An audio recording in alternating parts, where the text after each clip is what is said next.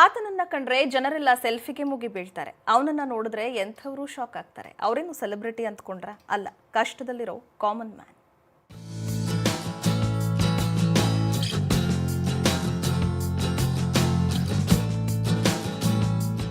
ಅಜಾನುಬಾಹು ದೇಹದ ಇವರು ರಾಜ್ಯದಲ್ಲೇ ಅತಿ ಎತ್ತರವಾದ 2ನೇ ವ್ಯಕ್ತಿ ಅನ್ನೋ ಹಿರಿಮೆಯನ್ನ ಹೊಂದಿದ್ದಾರೆ.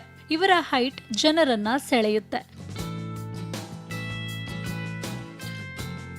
ಆದ್ರೆ ಬದುಕು ಅಷ್ಟೇ ದುರ್ಬಲವಾಗಿದೆ. ಕಾಸು ಕಾಸಿಗೂ ಸರ್ಕಾರದ ನೆರವು ಎದುರು ನೋಡುವಂತಾಗಿದೆ.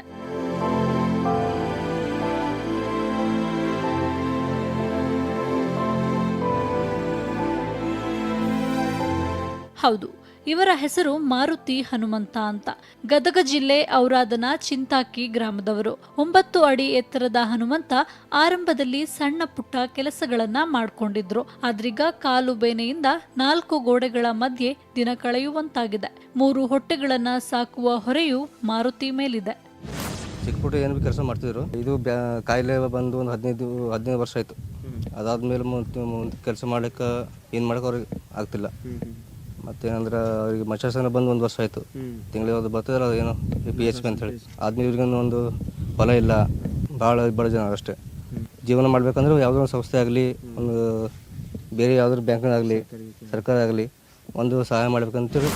ಬದುಕು ಸಾಗಿಸೋದು ಕಷ್ಟವಾಗಿದ್ದು ಸರ್ಕಾರ, ಸಂಘ ಸಂಸ್ಥೆಗಳ ನೆರವನ್ನ ಎದುರು ನೋಡ್ತಿದ್ದಾರೆ.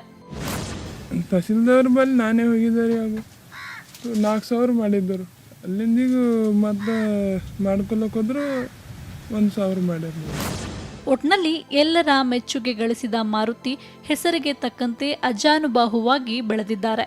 ಆದ್ರೆ ಎತ್ತರದ ದೇಹವೇ ಇಂದು ಇವರ ಬದುಕಿಗೆ ಶಾಪವಾಗಿ ಕಾಡ್ತಿದೆ. ಸರ್ಕಾರ ಇವರ ನೆರವಿಗೆ ಬರುತ್ತಾ ಇಲ್ವಾ ಅನ್ನೋದನ್ನ ಕಾದು ನೋಡ್ಬೇಕಿದೆ. ವಿಜಯಕುಮಾರ್, ಸರಳ ಜೀವನ, ಬೀದರ್.